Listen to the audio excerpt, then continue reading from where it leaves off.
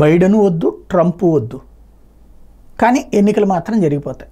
ఇప్పుడు అమెరికాలో జరుగుతున్నటువంటి పరిస్థితి మొన్ననే చెప్పుకున్నాం. బైడెన్తో పోల్చుకుంటే ట్రంప్కి 65%, బైడెన్కి 35%. అలా కాకుండా ట్రంప్ కమలా హ్యారిస్తో పోల్చుకుంటే కమలా హ్యారిస్కి 54%, ట్రంప్కి 38%కి వచ్చింది. అంటే ట్రంప్ అంటే ఇష్టం లేదు, బైడెన్ మీద కోపంతో ట్రంప్ని ఎన్నుకోవాలి, ట్రంప్ మీద కోపంతో బైడెన్ ఎన్నుకోవాలి. ఇదే పరిస్థితి. కానీ ఇప్పుడు ఎలక్షన్స్ దగ్గరకు వచ్చే కొద్దీ రూటు మారుతోంది. తాజాగా బైడెన్కి విరాళాలు ఇవ్వడానికి వ్యాపారవేత్తలు సిద్ధపడట్లేదు.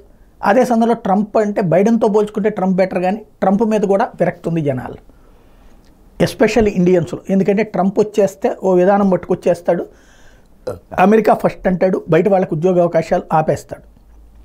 అలాగే మరొక భయం ఏంటంటే ఈ శరణార్థుల పేరుతో అక్కడికి వచ్చినటువంటి వాళ్ళ చొరబాటుదారుల్ని బైడెన్ అలౌ చేశాడు, వాళ్ళ ద్వారా అక్కడ చీఫ్ లేబర్ దొరికారు. ఇప్పుడు ట్రంప్ వస్తే అది ఆపేసి లోకల్ వాళ్ళకే ఉద్యోగాలు అంటే కనుక బోల్డ్ అంత ఖర్చు అవుతుంది. ఈ ఉద్దేశాలతో జరుగుతుంది. ఇప్పుడు మరి కమలా హ్యారిస్ని కానీ లేకపోతే కనుక ఇటు ట్రంప్ వైపు నుంచి ఇంకొకళ్ళని కానీ ముందు పెడతారు. వాళ్ళ పార్టీల్లో అయితే వీళ్ళ పేర్లే ఫైనల్ చేశారు. ఇలాంటి మార్పుకు అవకాశం ఉందా లేదా చూడాలి.